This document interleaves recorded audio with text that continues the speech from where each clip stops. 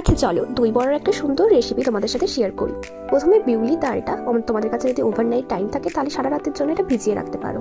আর যদি তোমাদের কাছে বেশি টাইম না থাকে তাহলে তোমরা 4 থেকে 5 ঘন্টা কিন্তু ভিজিয়ে রাখবে।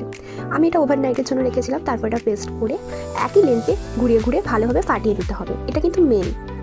ভালোভাবে ফাটিয়ে নেওয়ার পর কীভাবে বুঝতে পারবে যে এটা তোমার রেডি হয়েছে?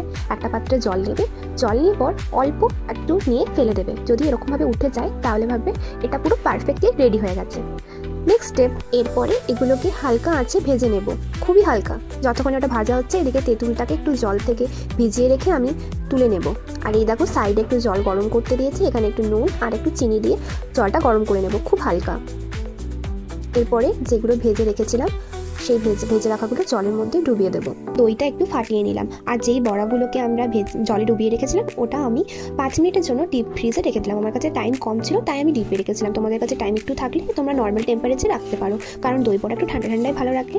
নেক্সট একটু তেল দিয়ে আমি এখানে দিয়ে দিলাম একটু হিং, আর একটু দিয়ে দিলাম সর্ষে, আর দিলাম একটু কারি পাতা।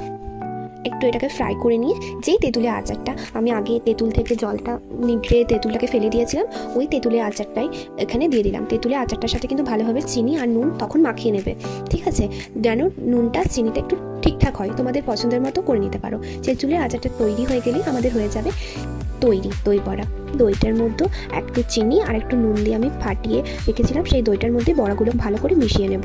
আর হ্যাঁ, তেঁতুলের আচারটার সাথে শুকনো লঙ্কাও দিতে ভুলবে না কিন্তু, ঠিক আছে? আমি ওটা বলতে ভুলে গেছিলাম, পরে অ্যাড করে দিলাম তাই।